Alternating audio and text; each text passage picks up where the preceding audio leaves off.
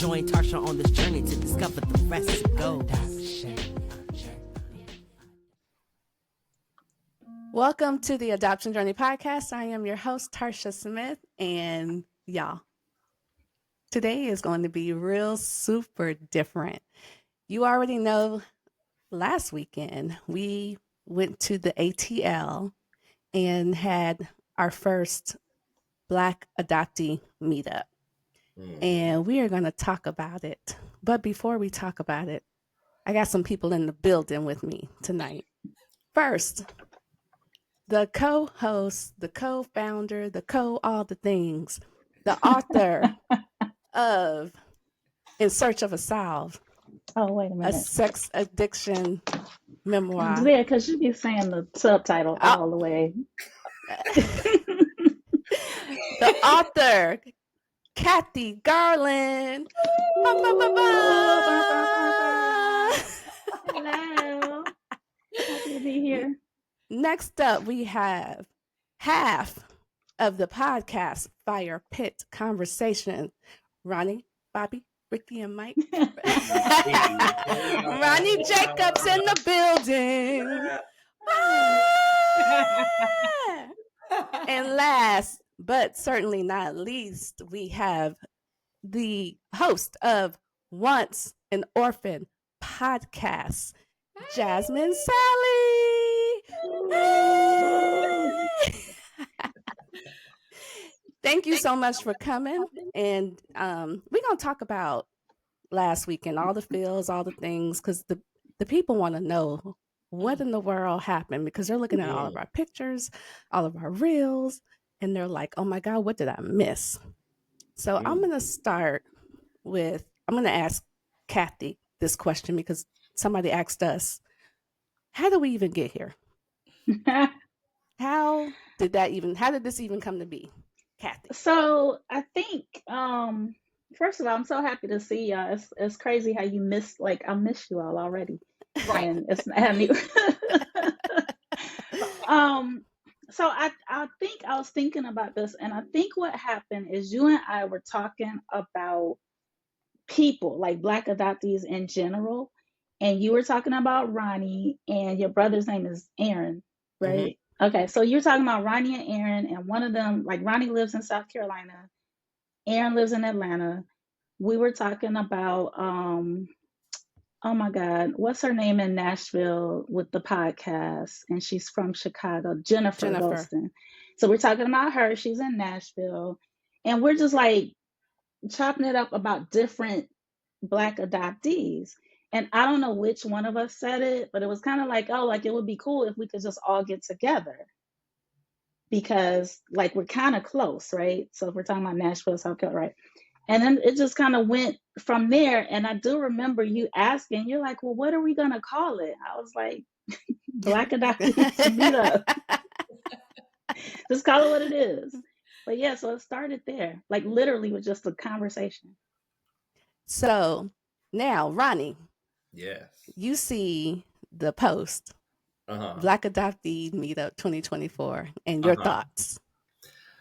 I thought to myself, like, wow, like somebody had the fortitude, somebody had the vision to be like, let's do it.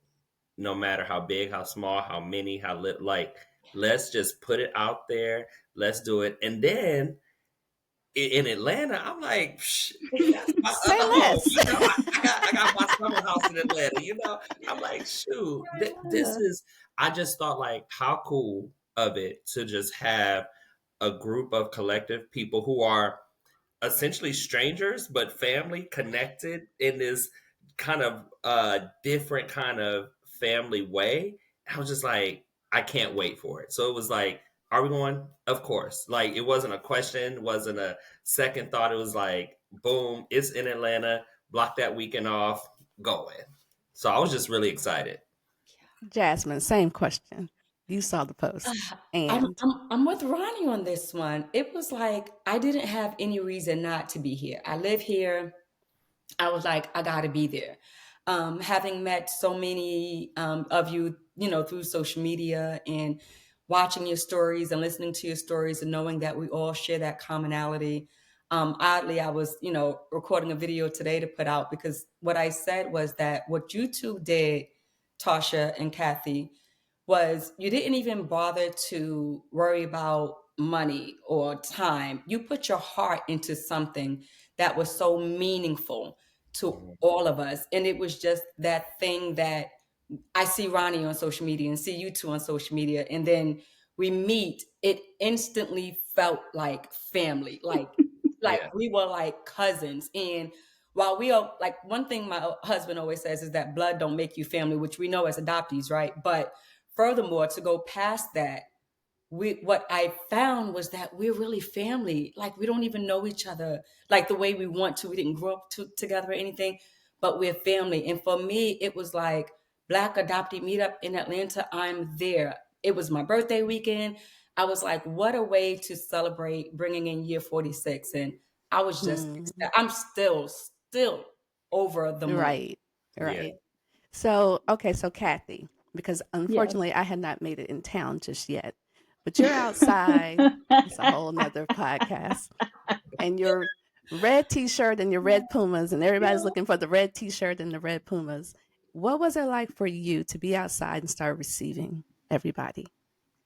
At first I was a little nervous Why? because I don't know these people, and and I don't know what's about to happen, right? I really I Right. didn't know.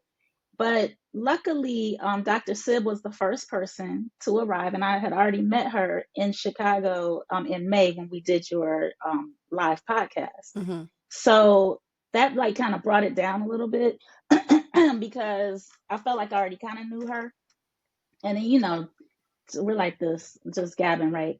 But then I got nervous because I didn't see anybody, and I was like, "Well, where are all the people?" I mean, I know they say that Black folks be late to stuff, but I don't like to subscribe to that. So I was like, "That can't be true." So I think the next, I don't know who the next people who came were Ronnie and Aaron, and I already knew it was just weird because, of course, I've seen them on social media, but didn't know them. But I knew who they were, as soon as they popped up. And then from then on, it was cool. And kind of like Jasmine said, it was really kind of like a cousin vibe. It really was. Like, and I told you this too, right, Tarsha? Like, it was weird because you wouldn't have known that we didn't know each other. We all just met that day. Right. You would not have known that. Right. That most of us have never seen each other outside of this Yeah. computer screen. Mm-hmm. Like for real. I will tell you, for me, going into the weekend, like she just said, I didn't know what to expect. And I have a habit of always being rainbows, unicorns, and ponies. Y'all have heard me say that over and over. I didn't go into this weekend like this. I was on zero. I didn't know what to expect. And I didn't want to set myself up for disappointment, whatever that means. I don't know. I didn't know. And then to top it off, I was late for other reasons. Oh my gosh, I was so frustrated. But thank God Kathy was there. Okay, so by the time I get there, they are full in chopping it up, full blown, All the full drinks. blown, all the food, all the drinks, all the things. So when you all come together, by the time I show up, I can tell you what I walked into.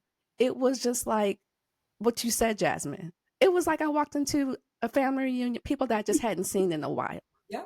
Not strangers, Yeah. not people that I just, I ain't seen you in a minute. I know it's the love, the hugs, just and I know people are like, so y'all just got together and just yeah. That's Yeah. exactly what we did. It's exactly what We happened. literally just got together and just got together. That's it. We met So, up. We met Ronnie, up. That's what we did. We met up. what kind of what kind of side conversations about adoption did you have? So while we all kind of share this commonality of being adopted, everybody's story is so different. And so really it was like, so you're adopted? So tell me, Mm-hmm. So whether it was about your current relationship with your biological parents, whether it was about your current relationship with your siblings, or your current relationship with the folks that raised you. I don't always like to use the word adopted, but your family that raised you. Like, it was just so, like, eye-opening, because sometimes as an adoptee you can kind of feel isolated, like you feel like you're the only one, or you don't, or you may not have known a lot of other people have been adopted, or whatever the case may be, and then you are with nothing but But people who have been adopted. Right. So you like, what's your story? Hold on. Right. Shh, what's she saying? Hold on. Like, so you're also listening to multiple conversations, like you're Right. listening to this one, but somebody says, oh yeah, because I met my mom and she wasn't this. Like, what? Say what happened? So it's like, it's just so many different conversations going on at one time, and you're being intentional with listening to everyone's, because there's just so many going on. And again, while we're all adopted, everybody's story is just so different, and it's so unique, and it's so interesting, and you just want to listen to everyone's. let You me tell almost you, want like Yeah. a what's stand up on the on the podium, and you give your speech so we can hear it all. and let me tell you what's wild about that, because you would never know that we were at a restaurant. It's not like we were someplace. Okay, you tell your story. You Right. tell your story. Yeah. We were out meeting Out. up. Yeah. Meeting That's up. it. Jasmine, I saw your face when I said the stories. Listen, I'm with Ronnie. Ronnie's just getting to it everything before I can. It was that thing for me, that knowing everybody here is adopted, but we all have a different adoption story. Whether it was your parents on drugs, maybe your mom was a teenager, maybe your mom wasn't married. For whatever reason, they relinquished their parental rights and gave us a story, gave us a whole different life. And like Ronnie said, you feel almost excluded when you're around people who are with their biological families. You feel out of place. There's that isolation that you live in, because in your mind, you're always like, well, who, where, what? But for some reason, Friday night, standing in front of, the restaurant, it was like, just knowing that everyone was adopted, like, oh my God, so what's your story? It was like that was the first thing everyone was asking. So what's your story? My mama was shooting up. Oh my God. Oh my God. I Nah, mean, but for real, but for that's real, how it was. so that's how, I was the affair baby, and I was like, right, what? Ooh, Yeah. right, exactly, what happened? Say what exactly. now? Right, What? right. So for Yeah. me, that's what it was. And like, for the first time, I didn't feel out of place saying that. Right. So Mm, it was like, because while your mom may not have been shooting up for whatever reason, you still ended up adopted just like me. So it wasn't the time to feel like the poor abandoned child. It was the Right. time to, like, be loved on by your affinity group and your community, and just know that you're not in a place where you can be judged, because everyone here who are strangers, they love you for the same reasons that they sure. want to be loved. So it was that. And No. if you don't want to tell your story, it was also a place where you could just be. Right, Right. right, I don't feel like exactly. talking to nobody, Yes. but Right. I'm in the midst. Yeah. Go ahead, Ronnie, take it. Yeah. Take a sip. I'm gonna Take a sit sip. back. That's it. That's it. It was one of those things where, like, I can sit and listen to everybody else's story, Yeah. sip on my drink, Yeah. Right. order my food, and just listen and be at peace with the camaraderie, the Yeah. Mm-hmm. family, the unit.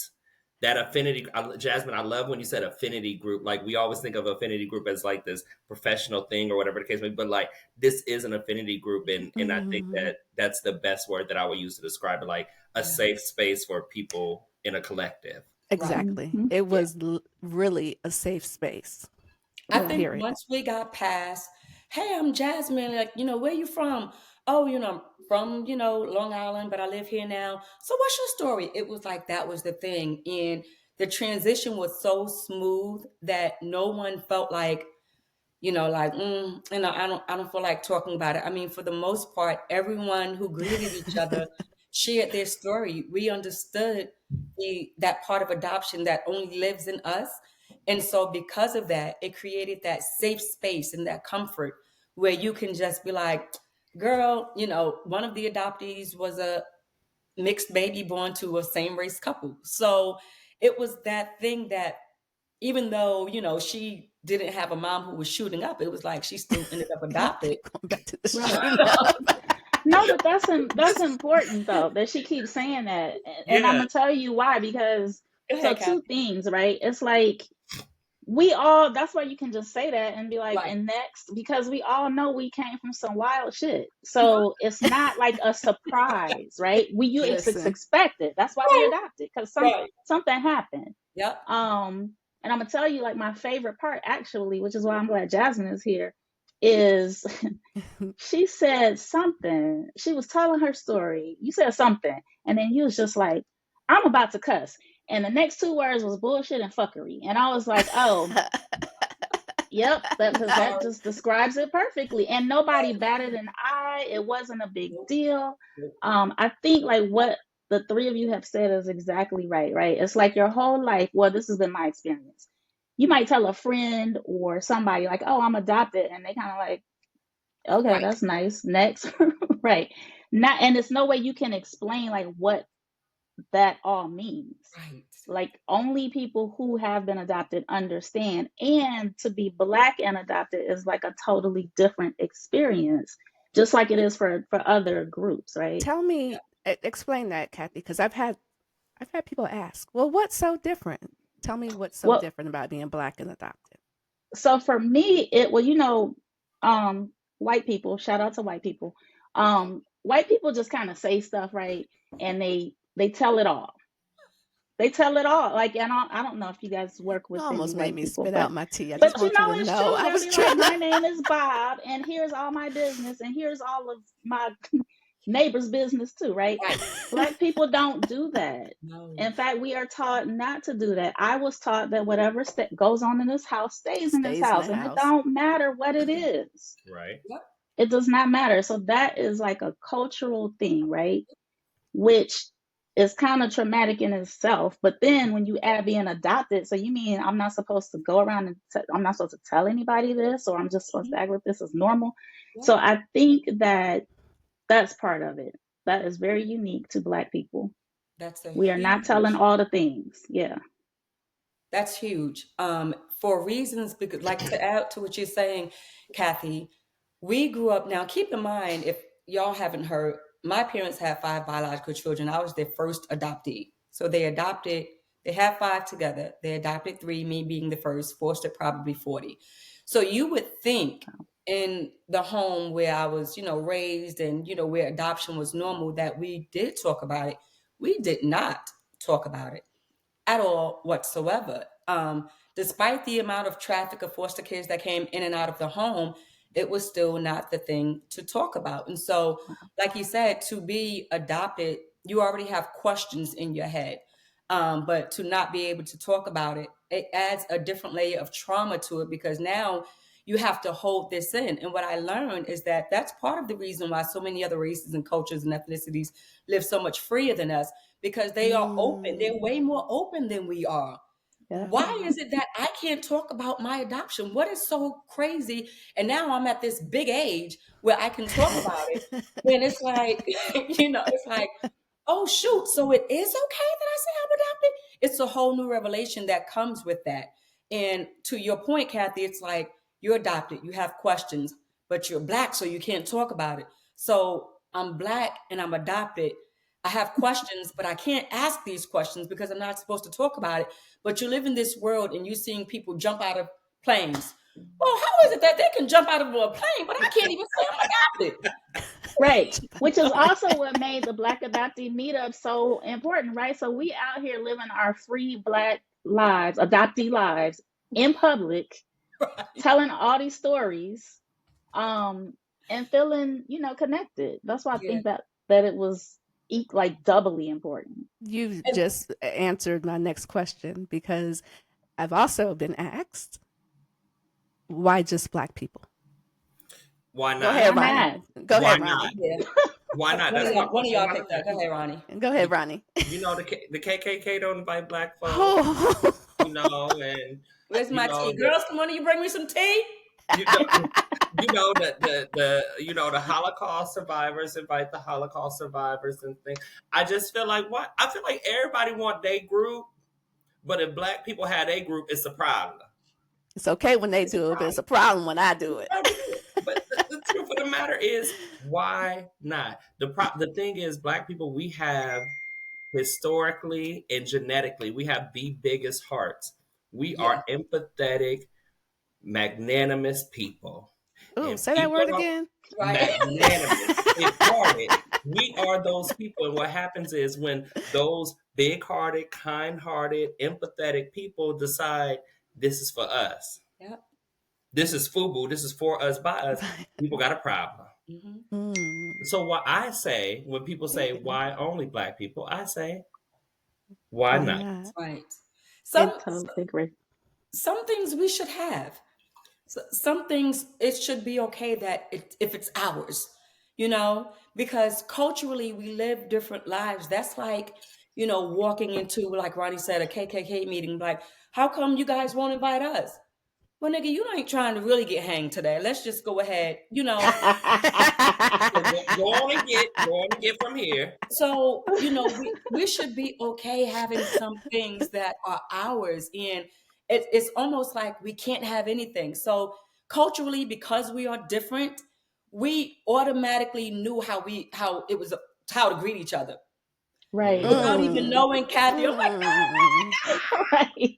Without even knowing Tasha, I'm like, because we know that that's okay amongst us. That's the cultural difference, between us and a white adoptee or an Asian adoptee or what have you. Those are the things that we share that are rooted down to our DNA that we don't really have to explain. We understand that part of each other. So that's why it's okay that it's ours. Like, let it be ours. And another thing that's important is the other ethnicities, the other groups, they do stuff all the time. You see it. Right. All the time. All the time. All the time. Which I do remember that being some of our conversation early on when we were dreaming this up. The other people are doing all the things so much, and they've been doing it for so long. They're huge things. They're big things at this point because they've been doing it for so long. Yep. And I was like, where's our stuff at? Right. Where's ours? Well, it's here now.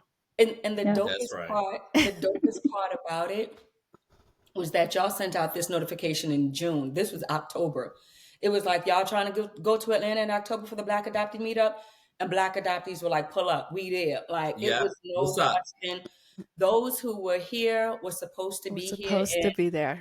We know other people probably wanted to make it for whatever reasons, but not. We still love y'all. But next year, now we have plenty of time to plan. And so I was telling my husband earlier today, I was like, we trying to do this again next year, maybe not in Atlanta, but he was just like, all right, well, we there, wherever it is. And so I'm just kind of like excited already because I can't wait to see and hug y'all again. Like, that's crazy. Yeah, Jasmine wanted us to come back to Atlanta this weekend. Yeah, right. I was like, why y'all gotta leave? You just got here. We won't be back this weekend. Yeah, well, Jasmine, I'll be back in December, so hit me up. I'll be back Christmas Day. For a fact, for real, because I'm telling you, it was so warm. It was so warm. Now, the crazy thing about that is because when I parked, I was recording on my phone, like, all right, guys, we're getting ready to, start the Black Adoptee Meetup and yada, yada, yada. And I'm walking around the corner and I see the restaurant and I'm like, oh, okay, here we are. And I saw a lost child. And I was like, Lost? You would have thought me and Lost went to school Never seen him in your life. And so the moment I called his name, Coco turned around. And I was like, Coco. And so I immediately went into what Black people do best. I started dancing. And I was just like, okay. Because again, that's a part of our culture. So it was kind of like, oh my God. And I got to hug them for the first time. And you would have thought we knew each other. I ended up not even being able to post the video, but in the moment of excitement, I was like, oh my God, my folks are here. Y'all I'm with my peoples. That's what it was. It's exactly what it was. I don't even think words can even describe what that feeling was like. No. Because I know what it was like for me to walk in the room late and I mean, but you got like the ultimate reception, right? So what we felt, I can't imagine you Right. would feel like 10 times over. Right. It's like Exactly. surprise birthday party. You know what I'm saying? For Right. you to walk Right. in like, oh, Yep. for me, you know. Yep. It was, Right. and I'll tell you, and I've told a couple of people this offline. It didn't hit me until Saturday night when we were wrapping up dinner. I think I told Jasmine. I think I was sitting next to you, Yep. Yep. and that's when it hit me. Oh my God, Yeah. y'all really got on airplanes, Yep. got in your cars, Yep. rented hotel rooms, and y'all really showed up. Like y'all really came. I'm gonna try and name off all the states that were represented, and y'all help me. Florida, Yep. Mm-hmm. Georgia, Mm-hmm. South Carolina, Mm-hmm. North Carolina, Mm-hmm. California, Mm-hmm. New Jersey, Mm-hmm. Virginia, Mm-hmm. Hmm. Tennessee. Tennessee, Indiana. Indiana. Oh, yeah, yeah. I think, is that it? I mean, that's a lot. Yeah. That's Yeah. 9. That's 9. 9 states were Yeah. represented, Yep. and with the furthest being California. Hmm. California. That was huge. That was Huge. wild. It was the thing I didn't know I needed. I had no idea.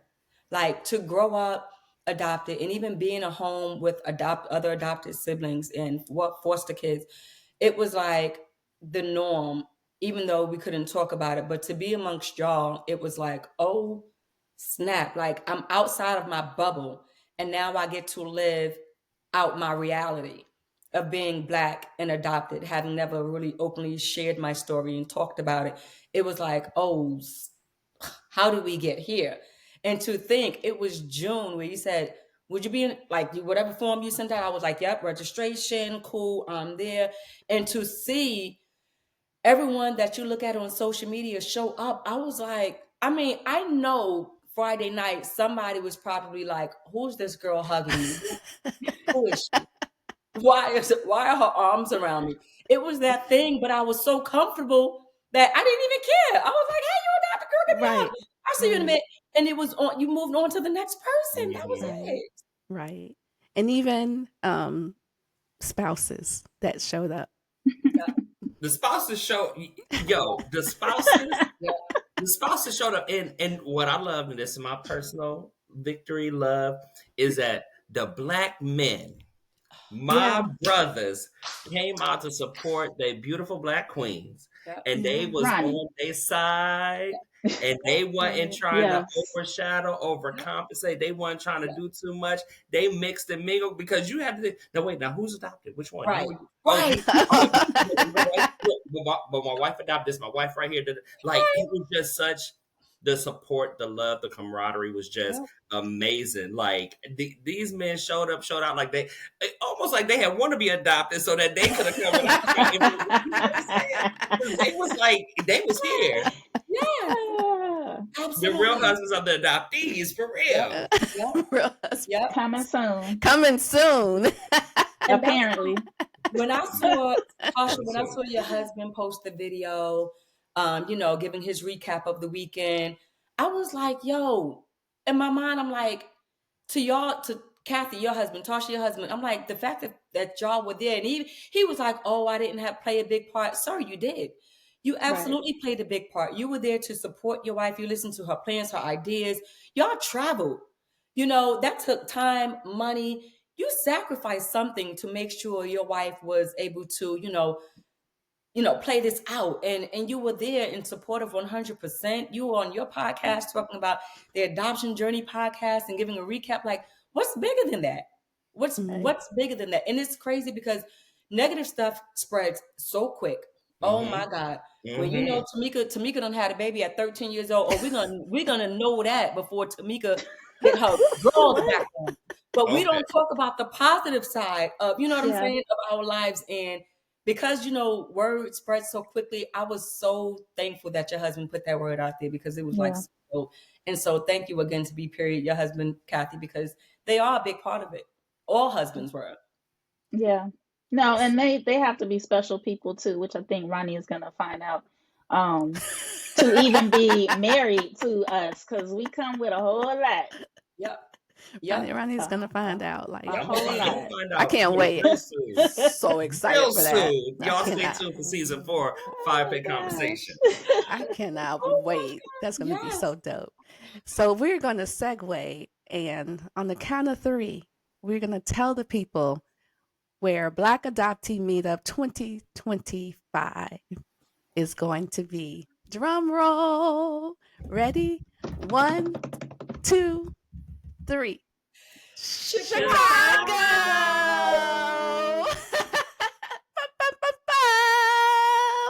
Chi-Town.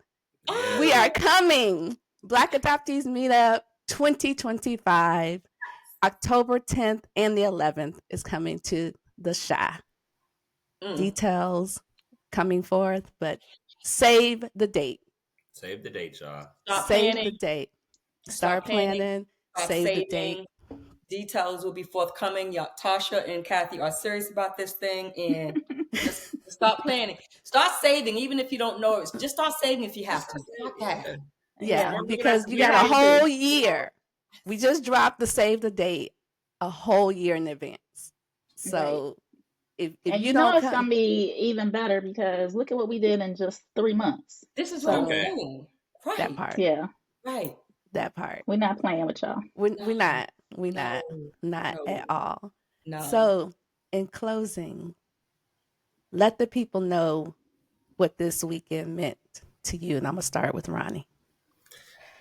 So, I'm an educator at heart. I work in education. And so one of the things that I've learned is that it's so important to connect before you get into the content. And so the bingo game, the very first night, is like that icebreaker, right? Yes. Like you got all these people from all these states who don't know each other but share this commonality. And so just the connectivity and the fact that it was intentional. Like, we know you share a connection, but like, let's dive a little bit deeper. And so that kind of like knocked the nerves off. Plus, you was at a bar, and at Fire Pit, we love a drink. So, like, it just, what it meant to me was the intentionality of bringing people together. And I love that, and I thank y'all for that. So I'm ready for Chi-Town, baby, but I don't know if Chi-Town ready for us. They're not. They're not. They not Jazz, ready. they're not ready. Jazz, what did Um, last weekend mean for you? It meant everything. It meant to me the importance of being in a safe space, knowing that you can walk into a room and not be judged because of your story and how your life started. That meant the world to me, knowing that, okay, we're not family, but we are. Knowing that, no one is going to look at you awkward for being the poor, abandoned child. It meant everything. It was like my heart is just like my cup is still running over because there was nothing. Outside of the birth of my girls, I don't know a bigger moment for me. That's how meaningful this past weekend was, for real. Like, outside of being a mom, and my kids know I love them like crazy, but I don't know what tops that over this weekend. And she was super cute, y'all. Let me just She say really that. was. I was like, let me go take these jeans off. What I'm doing. Kathy, what did this weekend mean for you? It meant a lot, and I really can't, like, I don't have usually, I have all the words, You but have all the words. I actually actually don't have a lot of words. Mainly because it's too big for me to describe, I think, right now. So it meant a lot. I can give like snippets. It meant a lot, first of all, because like, I feel like I'm gonna tear up. But first of all, because I've told people, like, I just met Tarsha in February, but like, you would not, no one knows that. No one thinks that. Whenever we're together, they're like, what? So there's that part. And then to think of all the things that we've done that have been adoption related, that have like helped the community, is super meaningful to me. And then to have created this, like, I'm very heart centered. So I don't do things that don't feel right. And to have created this like moment with Tarsha, with you, like, I can't even I just can't, I don't have the words for that. Right. And then to hear Jasmine and Ronnie talk about how meaningful, and other people, right? Like, it's just, I don't know. It's a lot. Yeah. It's a lot. It's a bit overwhelming, but at the same time, I know that it was like the right thing to do. So I think sometimes I don't want to get all preachy, but I think sometimes we think that we have to have like everything super perfect, and we have to have like some grandiose plan to do something. And we don't. It's literally like having a conversation with somebody you love and trust, and then just moving forward and trusting the whole process. So I'm happy about that. Mm. Yeah. So, and I am teary-eyed. I think you said it best when you said there's just no words. We really had no idea what was going to happen. We had no idea the impact. Zero. When I tell you zero, we literally was just like, let's get together. Yeah. Period. And now in hindsight, what really happened? My God. I don't don't have the words. And I think it also speaks to when you do what you're supposed to be doing, Yes. Yes. things just fall in place. Yeah. And that weekend can't be duplicated. It just it happened. It was genuine. And I can't wait to do it again in 2025 because I really don't even have the words for what just happened. I'm still super overwhelmed because when I tell you I wasn't ready, I was not ready. I really, really wasn't ready, and that's like real genuine for me. I'm still in awe, and every time someone posts a picture or a video or says anything, or I get an inbox, I'm like, what? I even text Kathy. I'm like, what in the world just happened? What? I don't even know what just happened. So, yeah. So, anybody else have any words before we? I'm going to post the video I recorded earlier today. But since I have y'all, I'm going to repeat what I said in the video, and I just want to publicly acknowledge and thank you to Kathy and Tasha for what y'all did this past weekend, because it was the thing. It's what we needed, and we didn't know we needed it. It was just a matter of you just knowing God's voice and doing what you needed to do for this particular group of people. And for that, I say huge, big thank you to you two. And I want you to hear me. I mean, you'll see the video, but I want you to hear me live tell the two of you thank you. Big thanks. No, we appreciate that. We appreciate it. I concur. And don't leave me, guys. And on that note, bye, family. Journey on. You need a pie, what they good? Oh yeah, what the store?